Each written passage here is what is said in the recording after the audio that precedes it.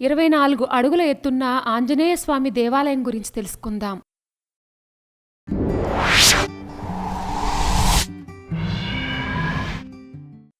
హనుమంతుని ఆలయాల్లో ఒక్కొక్క ఆలయం ఒక్కో విశిష్టతను కలిగి ఉంటుంది.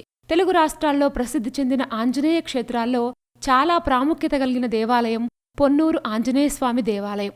ఈ ఆలయంలో 24 అడుగుల ఎత్తులో 12 అడుగుల వెడల్పుతో ఏకశిలా విగ్రహంపై కొలువైన అంజనీపుత్రుని దర్శించుకునేందుకు భారీ సంఖ్యలో భక్తులొస్తూ ఉంటారు. స్వామివారి ముందు నిలబడి తిలకించాలంటే తల పైకెత్తి చూడాల్సిందే. ఎడమ చేతిలో భారీ గదతో కుడిచేయి పైకెత్తి దర్శనమిచ్చే నల్లరాతి భారీ ఆంజనేయస్వామి ఎంతో అద్భుతంగా ఉంటుంది.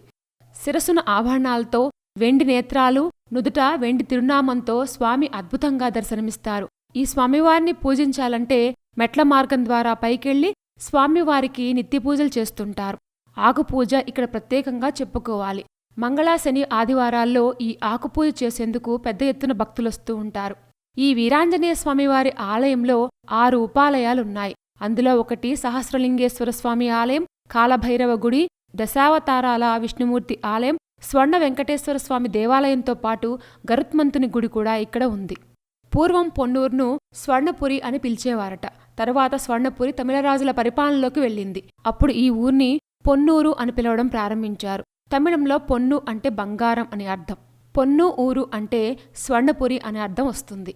ఈ ఆలయంలో 11 ప్రదక్షిణలు చేసి తమ కోరికలను స్వామివారికి విన్నవించుకుంటే ఆ కోరిక నెరవేరుతుందని భక్తులు భావిస్తారు. తమ కోరిక తీరిన వెంటనే 108 ప్రదక్షిణలు చేసి స్వామివారిని సేవిస్తారు. స్వామివారి ఆలయం పక్కనే అఖండ జ్యోతి నిత్యం వెలుగుతూ ఉంటుంది. సీతమ్మ జాడ కోసం లంకకు వెళ్లిన హనుమంతుడు లంకంతా పరిశీలించి సీతమ్మ జాడ తెలుసుకుంటారు. అయితే రావణాసుడు స్వామిని బంధించే ప్రయత్నం చేయగా లంకకే నిప్పు పెట్టి వస్తారు. రాముడు వద్దకు వచ్చి సీతమ్మ జాడని వివరిస్తారు. అంతటా సంతోషించిన రాముడు ఆగ్రహంగా ఉన్న ఆంజనేయుణ్ణి తమలపాకులతో చేసిన దండను వేసి సత్కరిస్తారు. ఆ తర్వాతే ఆంజనేయ స్వామి యొక్క ఆగ్రహం చల్లారిందని పురాణాలు చెప్తున్నాయి. దీంతో స్వామివారికి ఆకుపూజ చేయిస్తే సకల శుభాలు కలుగుతాయని భక్తులు నమ్ముతారు. ఈ ఆలయంలో ఉన్న మహిమాన్వితమైన అంజనీసుతుడు గ్రహపీడలను, దుష్టశక్తులను తొలగిస్తారని భక్తుల విశ్వాసం. ఈ స్వామివారి దివ్యమంగళ స్వరూపాన్ని చూడటానికి మన 2 కళ్ళు సరిపోవు. ఈ ఆలయం గుంటూరుకు దక్షిణాన 31 కిలోమీటర్ల దూరంలో ఉంటుంది. అద్భుతమైన 24 అడుగుల ఎత్తున్న వీరాంజనేయ స్వామి ఆలయం చాలా ఇంట్రెస్టింగ్గా ఉంది కదూ.